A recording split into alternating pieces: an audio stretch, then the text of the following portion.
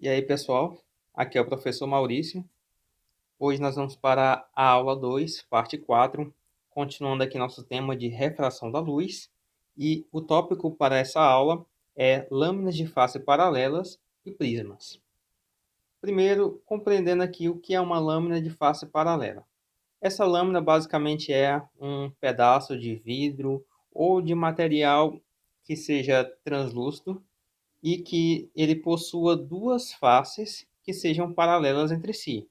Nesse caso aqui, esta figura em questão, vou destacar aqui a face de baixo e a face de cima, ambas paralelas entre si, formando assim uma lâmina de face paralelas. Vamos considerar agora um dos planos que essa lâmina possui. Nesse plano, nós temos aqui um raio incidente, está tocando uma das faces.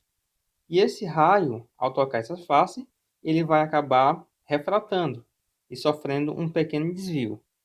Ao sofrer esse desvio, esse raio ele vai estar tocando essa outra face aqui. E este raio, ao tocar nesta face, ele irá refratar novamente, passando para o ar.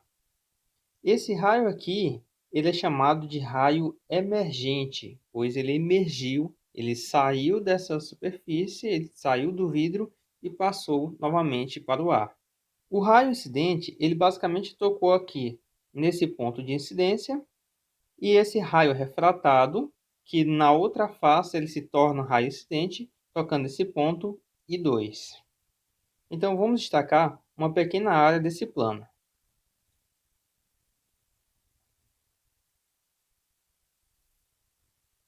Então, nesta área aqui, nós temos um pedaço de vidro, onde esse vidro ele possui um índice de refração e ele está imerso em um meio de índice de refração N1.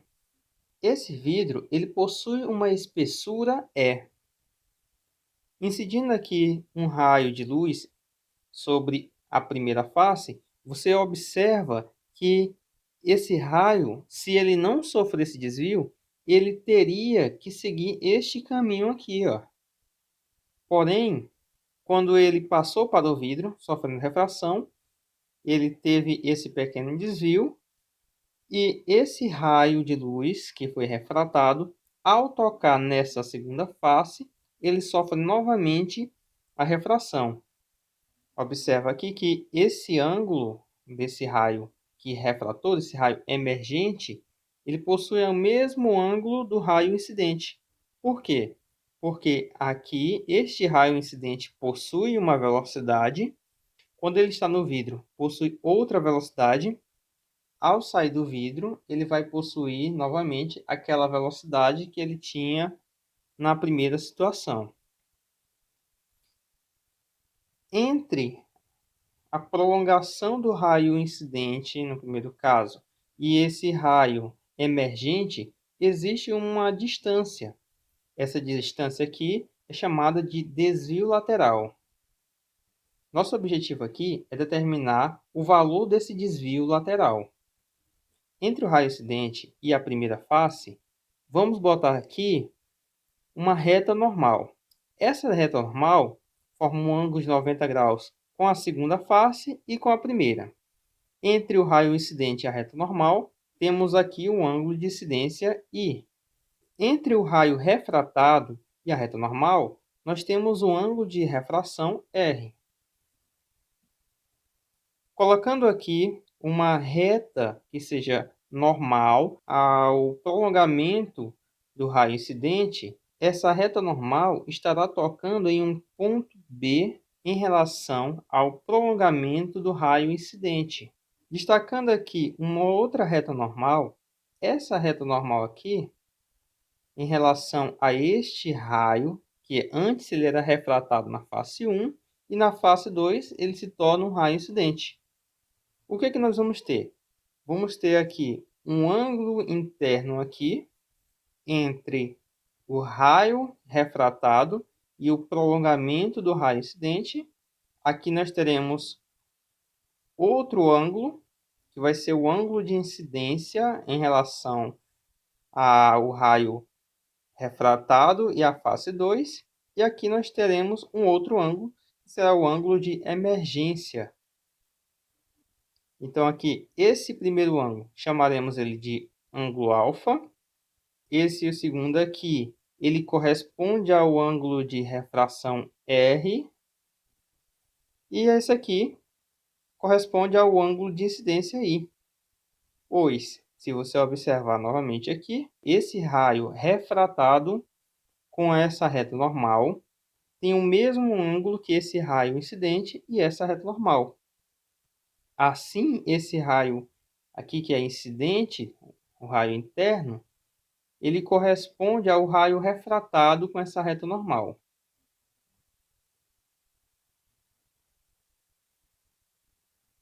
Como eu bem falei, o objetivo aqui é encontrar o valor desse deslocamento do raio de luz. Então, temos que encontrar esse D.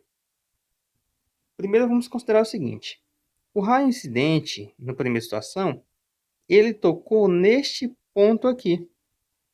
Esse ponto que estou destacando aqui em laranja, ponto I1, e o raio refratado, ele vai estar tocando aqui neste outro ponto, e chamaremos ele de I2, como está aqui. Então, observe o seguinte, pessoal. I1, I2, e bem aqui nós temos um ponto A. Aqui, a ligação desses três pontos formam um triângulo retângulo. O que eu posso extrair desse triângulo retângulo? Eu posso extrair, nessa situação, o cosseno do ângulo R. Observa só. Cosseno do ângulo R é igual. O cosseno é o cateto adjacente. E o cateto adjacente a esse ângulo R, ele vai do I1 até o A. Então, vou colocar I1 ao A, que é o cateto adjacente, dividido pela hipotenusa. E a hipotenusa, nesse triângulo em questão, ele corresponde à distância do I1 até I2. Eu vou colocar I1 até o I2. Agora aqui, em relação a esse ângulo alfa. Em relação ao ângulo alfa, nós temos o triângulo que vai do I1, I2 e vai até esse ponto aqui, que é o ponto B. O triângulo é formado por I1, I2, o ponto B. Do ângulo alfa, o que me interessa retirar é o seno dele. Seno do ângulo alfa é igual. Lembra que o seno é o cateto oposto ao ângulo. Cateto oposto vai do I2 até o ponto B. I2 até o ponto B. Dividido pela hipotenusa. E a hipotenusa é do I1 até I2. I1 até I2. Nessa primeira situação aqui, eu posso isolar I1 e I2. Eu vou passar ele para o outro lado. E esse cosseno de R vai passar dividindo. Então, basicamente, eu tenho isso aqui. Que do I1 até o I2, ele é igual a I1 até A dividido pelo cosseno de R. Aqui embaixo, a mesma coisa. Eu vou passar esse 1 multiplicando e o seno de alfa dividindo. Então, vai ficar assim. I1 e I2 é igual a I2 até o ponto B dividido pelo seno de alfa. Você pode observar que I1 e I2 é igual a I1 sobre A dividido pelo cosseno de R, e também ele é igual a I2 até B dividido pelo seno de alfa. A distância de I1 até I2, ele possui dois valores distintos, que nós podemos estar igualando esses valores.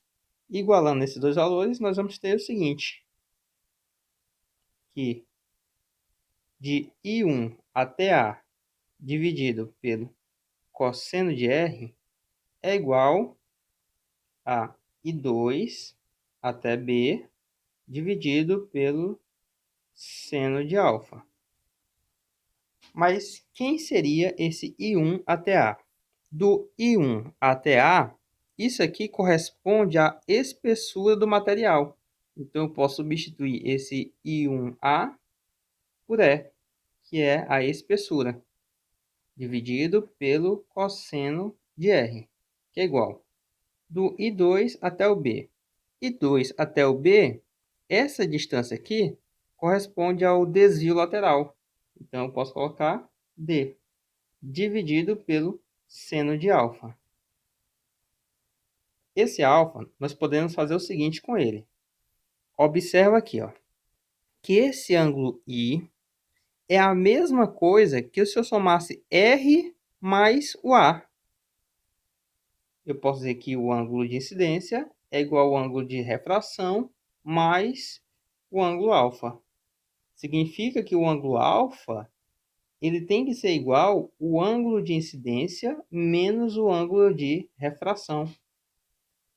Então, no lugar desse alfa aqui, no seno de alfa, eu vou colocar I menos R. Então, vai ficar assim. E sobre cosseno de R é igual a D sobre seno de, no lugar do alfa, eu vou colocar I menos R. Agora, esse valorzinho vou passar para o outro lado multiplicando.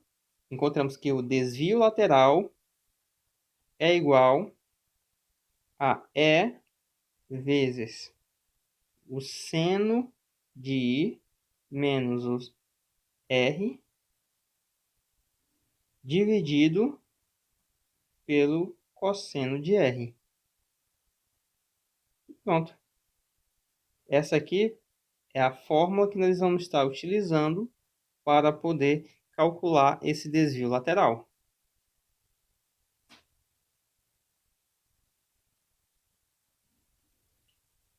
Prisma óptico. Primeiramente, nós precisamos relembrar o que é um prisma. Então, eu trouxe aqui para vocês a representação de alguns tipos de prisma. Basicamente, aqui nós temos dois tipos de prismas. Um prisma regular e o prisma irregular. O que é um prisma mesmo? Prisma é uma figura geométrica em 3 dimensões que possui duas de suas faces paralelas. Então, observa aqui, esse primeiro, azul, ele possui uma base quadrangular e essa base aqui ela é paralela a essa de baixo. Para que isso seja um prisma, essa base de cima e de baixo ele tem que ter as mesmas medidas e tem que ser paralela. Esse outro aqui, esse amarelo, um prisma de base triangular. Essa base triangular tem a mesma medida da de baixo. E esse prisma aqui, ele também é um prisma regular. Aqui nós temos outro, um prisma amarelo claro, de base hexagonal. Essa base aqui, ela é paralela à base de baixo. Esses três primeiros prismas, eles são classificados como prismas regulares. Por quê? A aresta lateral forma um ângulo de 90 graus com a aresta da base.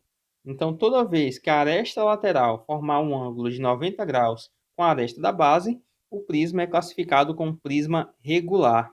Esses dois últimos aqui, você observa que essa aresta lateral, o ângulo formado com a aresta da base é um ângulo diferente dos 90. Então, nesse caso aqui, esse prisma ele não é classificado como um prisma regular, e sim um prisma irregular.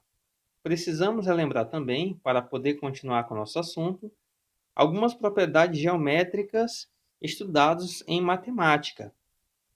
Então, temos o seguinte: duas retas concorrentes, essas retas entre si aqui estão formando um ângulo A, esse ângulo chamaremos de ângulo de abertura, e aqui colocaremos essa reta amarela formando um ângulo de 90 graus com uma das retas. Na outra reta, também colocaremos uma outra aqui que forma um ângulo de 90 graus. O nosso objetivo em questão é identificar os valores de alguns ângulos. Meu objetivo é saber qual é o valor desse ângulo aqui, desse ângulo X. Pois muito bem, se aqui tem um valor X, esse valor aqui só pode ser y. Agora, observa. Aqui nessa parte, nessa reta amarela, ela está formando um ângulo de 90 graus. Então, aqui existe também um ângulo de 90. Essa reta azul com essa branca aqui formam um ângulo também desse lado de 90. Se eu pegar o seguinte, se eu pegar o ângulo A, esse ângulo aqui, somar com esse ângulo de 90, mais esse e mais o ângulo Y, o total tem que ser 360. Por quê? Porque esse aqui é um polígono de 4 lados e todo polígono de 4 lados, somando seus ângulos internos, o resultado é 360. Então, se eu somar A mais 90 mais 90 mais esse Y, o resultado tem que ser 360. Então, nós temos A mais esse Y, que é igual a 360. Agora, 90 mais 90 é 180. Passando para o outro lado, nós temos menos 180. Então, A mais Y é igual a 360 menos 180, nós vamos ter 180. Pois muito bem. Agora, observa o seguinte. Nessa reta amarela aqui, se eu somar o Y mais esse X, isso forma um ângulo raso, então isso dá 180 graus. Eu posso somar, então, X mais Y, que é igual a 180. Então, 180 é igual a x mais y e 180 é igual a mais y. Eu posso escrever o seguinte, que a mais y é igual, no lugar de 180, eu vou colocar x mais y, resolvendo o nosso sistema linear de primeiro grau. Observa aqui que tanto desse lado tem y, como desse tem y, nós podemos cancelar esse y, e isso implica que o ângulo A é igual a x. Então, esse x, ele vale o ângulo de abertura A. Isso aqui é muito importante, pessoal. Guarda isso aí na memória, tá? Esse ângulozinho x, ele corresponde ao ângulo de abertura A. A mesma coisa acontece aqui, ó. Esse ângulo aqui também vai valer A. Se esse aqui vale y, esse aqui também vai valer y. Bom? Vamos ao próximo. Precisamos também relembrar de outra situação. Considerando aqui esse triângulo, nós temos aqui esse primeiro ângulo, θ1, e aqui nós temos o ângulo θ2. E nesse canto nós temos o ângulo θ. Nosso objetivo aqui é saber qual é o valor de θ. Precisamos calcular ele. Atenção ao que eu vou fazer. Esse ângulo aqui interno, vou chamar ele de x. Então, dentro do triângulo, somando os ângulos internos, o resultado vai ser 180. Significa que se eu pegar x mais o ângulo θ1 mais o ângulo θ2, isso aqui tem que ser igual a 180. Agora, observe também que se eu somar aqui x, esse ângulo x, mais esse ângulo θ, isso aqui forma um ângulo raso. Então, x mais o ângulo θ, isso aqui é igual a 180. E, novamente, nós temos nosso sistema. Se 180 vale x mais θ1 mais θ2, e 180 vale x mais θ, eu posso dizer que x mais θ1 mais θ2 tem que ser igual a x mais θ. Então, significa que θ é igual. Eu posso cancelar esse x com esse. Sobra θ1 mais θ2. Então, tá aí. Esse ângulozinho aqui de fora é igual à soma desses dois ângulos internos. Tá bom, pessoal? Então, é isso aqui que a gente precisava relembrar para começar a estudar o prisma. Então, vamos lá. Diferente do prisma que eu apresentei para vocês anteriormente, o prisma óptico é um objeto que ele é translúcido, ele permite que a luz atravesse ele. Então, aqui no canto, nós temos a representação de um prisma óptico. Esse prisma, ele possui uma abertura A, e nessa situação eu vou pegar um de seus vários planos que ele possui. Nesse caso aqui, um plano chamado de plano π. Vou colocar ele para cá. Esse plano, ele possui uma abertura A. O nosso prisma, ele está imerso em uma região onde possui um índice de refração N1 e ele possui um índice de refração N2. Vou inserir agora nesse prisma um raio de luz. Esse raio de luz é o raio de luz incidente. Está tocando essa face do prisma. Vamos chamar ele de face 1. A tendência é que esse raio de luz passasse para o outro lado. Então, ele vai passar, tenderia a passar para a face 2. Porém, nós sabemos que quando a luz sai de um ambiente de um índice de refração e passa para outro índice de refração, ela sofre um pequeno desvio. Então, quando a luz entra no prisma, quando ela é refrata no prisma, ela sofreu um pequeno desvio aqui. Esse desvio joga esse raio de luz para a face 2. Quando esse raio de luz, que é o raio refratado, toca na face 2, nesse ponto aqui, ele se torna raio incidente. E ele vai acabar refratando novamente para o meio inicial. E nós temos aqui esse raio. Esse raio é chamado de raio emergente. Agora vamos fazer o seguinte. Vamos colocar aqui a reta normal equivalente do raio incidente e a reta normal equivalente ao raio emergente.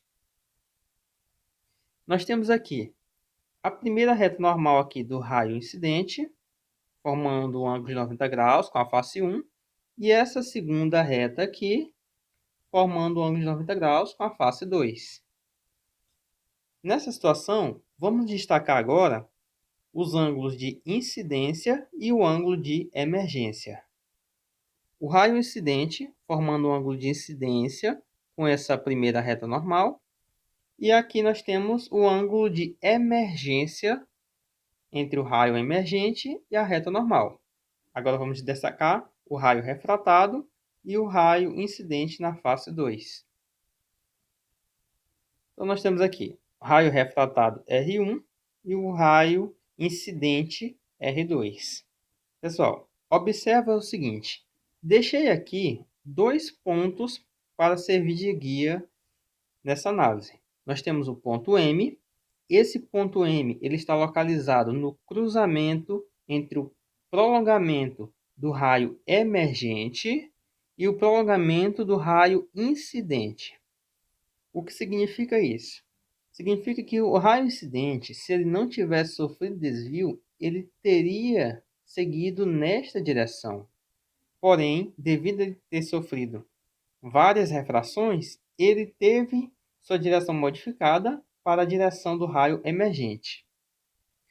Então, nesse caso, existe um desvio angular total. Mas para que isso aconteça, houve primeiro uma série de desvios angulares menores. E nós temos aqui o primeiro desvio angular, que é o ΔI aqui, chamado desvio angular 1.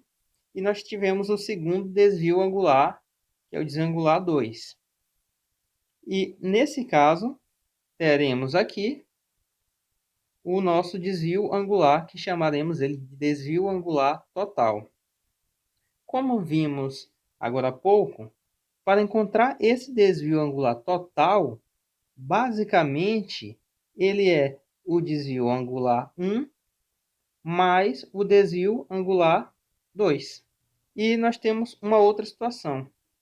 Nós temos aqui uma abertura aqui formada entre as retas normais, a face 1 e a face 2. Essa abertura, como lembramos aqui, ela equivale ao ângulo de abertura do prisma. Esse ângulo de abertura também é chamado de ângulo de refringência. Para encontrar esse ângulo A, basicamente é o ângulo de refração R1 mais o ângulo de incidência R2. Lembrando que é o ângulo de incidência em relação à face 2. Observe o seguinte, pessoal. Aqui, ó, o ângulo de incidência I1 é a mesma coisa do somatório entre o R1 e o desvio lateral 1. Então, se eu somar ΔI mais R1, eu encontro o I1. Nesse caso, eu posso concluir que o ΔI é a mesma coisa do I1 menos o R1. Isso também serve aqui para o ΔI. Esse ΔI aqui, ele só pode ser igual ao I2 menos o R2. Então, esse desvio angular total, ele vai corresponder ao seguinte. Nós temos aqui a equação I, e aqui embaixo nós temos a equação 2i. Eu posso substituir a equação I e a equação 2i dentro dessa primeira equação que nós encontramos. O desvio angular total é igual. No lugar de ΔI, eu vou colocar I1 menos R1. Mais, no lugar do ΔI, eu vou colocar I2 menos R2. Vou juntar os iguais agora. O desvio angular total é igual a I1 mais I2. Agora, nessa situação, eu posso colocar assim. Menos R1 menos R2.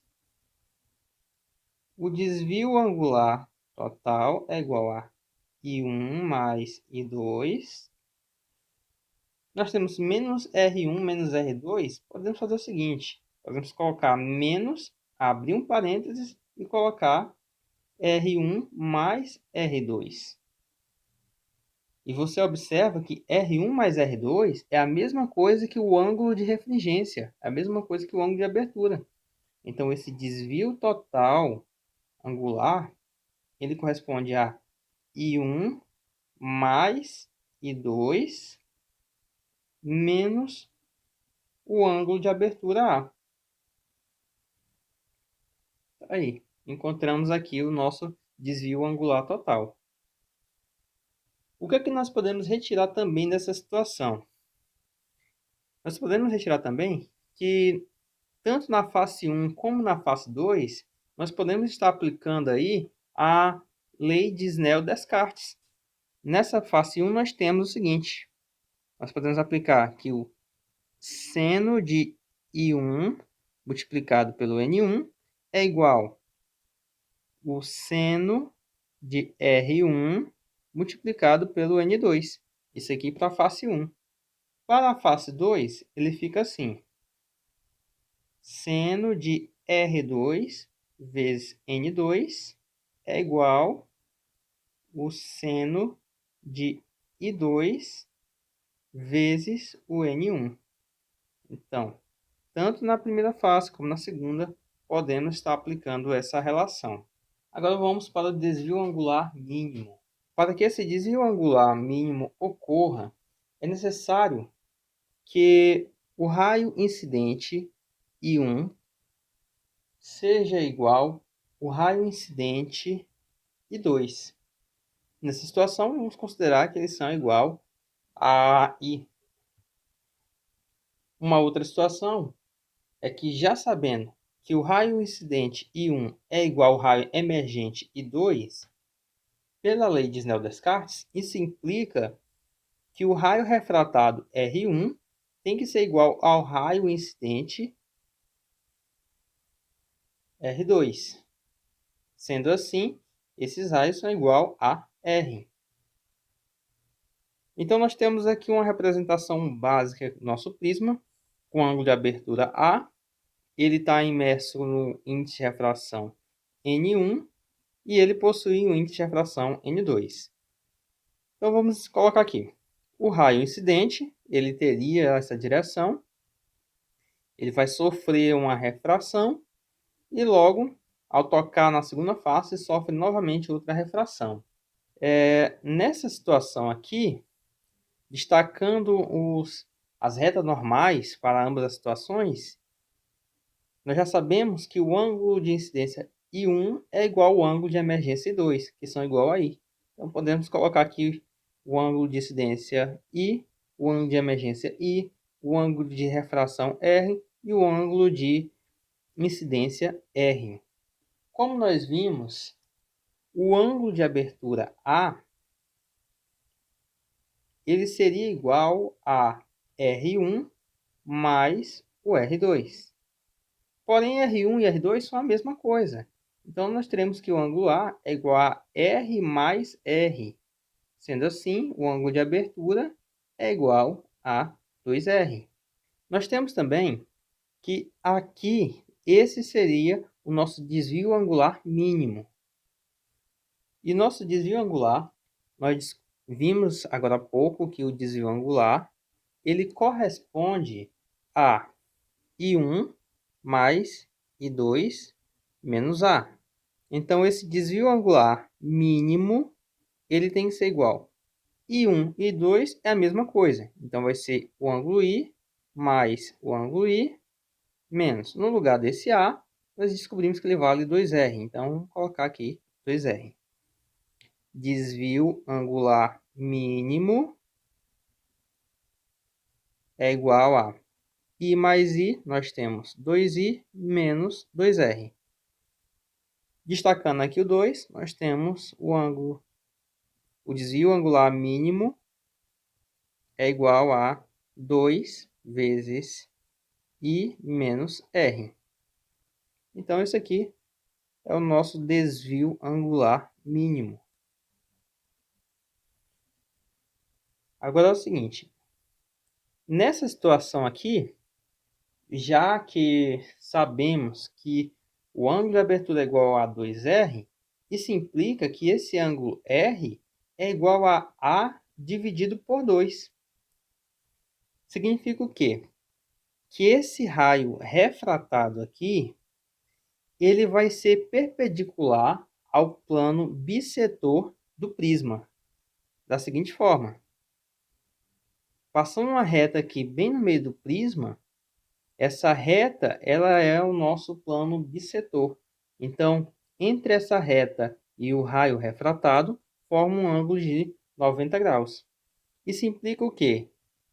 Que em cima, esse ângulo de abertura, ele corresponde ao ângulo de abertura dividido por 2, e aqui nós temos ângulo de abertura dividido por 2. Esse prisma de reflexão total só é possível em prismas de base triangular, retangular isósceles. Como nessa situação, nós temos aqui um triângulo, retângulo isósceles. Já que esse triângulo é isósceles, isso implica que esse ângulo aqui, ele tem que valer 45 graus, e esse ângulo tem que valer 45 graus, já que aqui é 90. Então, como é que essa reflexão total acontece? Nós vimos no vídeo anterior a questão do ângulo limite, que é determinado através do seno do ângulo limite, que é igual o N1 sobre o N2. Nessa situação, esse prisma aqui, vamos considerar que ele seja um prisma de vidro. E esse prisma, ele tem um índice de refração N2 e ele está imerso no ar. E o ar tem índice de refração N1. Lembrando que o índice de refração do ar, o N1, ele corresponde a 1. E o índice de refração do vidro, que é o N2, corresponde a 1,5. Então, nesse caso, nós temos que o seno de L é igual a N1, que é 1, dividido por 1,5. Eu quero descobrir quanto é que vale esse ângulo L. Então, nós temos o arcosseno de 1 dividido por 1,5. Isso aqui é igual a L. Calculando esse arcosseno de 1,5, isso vai dar aproximadamente 42 graus.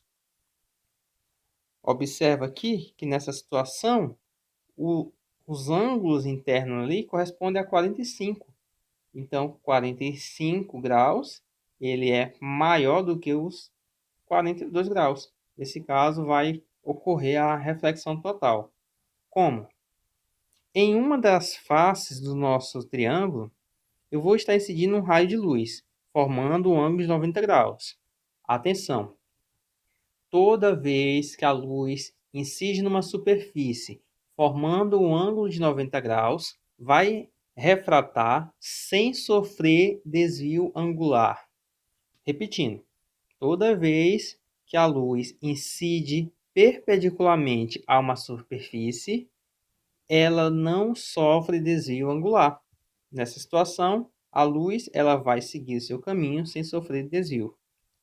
Bem aqui nessa parte, ela vai acabar sofrendo a reflexão total.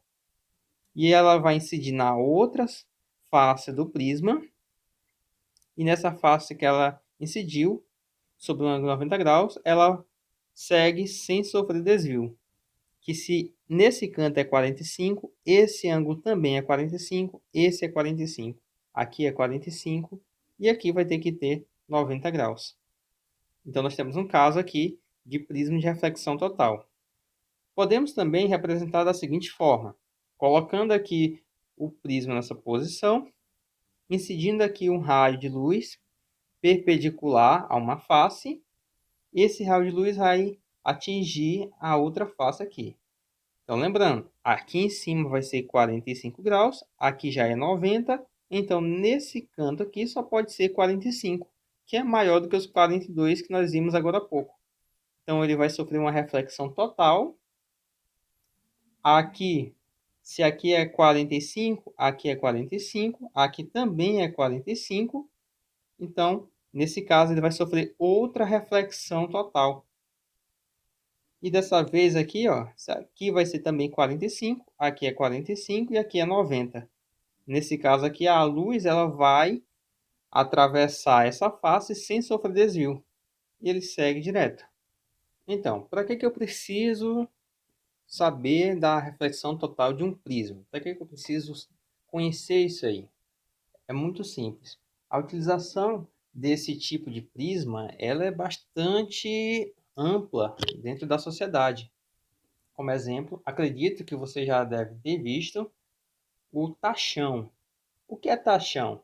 Tachão, também conhecido como tartaruga, é aquela pecinha de cor amarela que geralmente tem nas estradas, que quando você está dirigindo à noite, o farol do seu veículo atinge o tachão e ele acaba liberando aquele brilho, assim, você vê ele brilhando. Então, aquele tachão ali, para ele poder brilhar daquela forma, ele tem um adesivo chamado adesivo olho de gato. Esse adesivo aí, ele permite que quando a luz atinja ele, essa luz acabe retornando para os olhos do motorista, de forma que não proporcione perigo. Como aqui no caso desse prisma, onde a luz ela incide e sofre duas reflexões voltando com a mesma direção que tinha antes. Uma outra utilização aí, que eu posso estar citando aqui para vocês, é a utilização lá do periscópio. Para quem não sabe aí o que é um periscópio, periscópio basicamente é aquele aparelho que é utilizado aí em submarinos, onde o marinheiro em questão, para poder dar uma olhada ali na parte de cima, ele sobe o periscópio e dá uma olhada ali na redondeza ali, para ver se está seguro ou não, acabar emergindo. Vamos agora para a decomposição da luz branca. O prisma ele tem uma peculiaridade interessante, que é a seguinte. Se eu pegar um raio de luz branco e incidir nesse prisma, aos poucos a luz ela vai sendo decomposta. Como assim? Nós sabemos que a luz branca é uma junção de vários espectros de luz. Nós temos a luz vermelha, com a luz alaranjada, amarelo, verde, azul, anil, violeta, todas elas juntas formando a luz branca. O problema é que quando essa luz ela entra no prisma, ela vai possuir velocidade diferente. E essa velocidade diferente faz com que ela acabe se separando.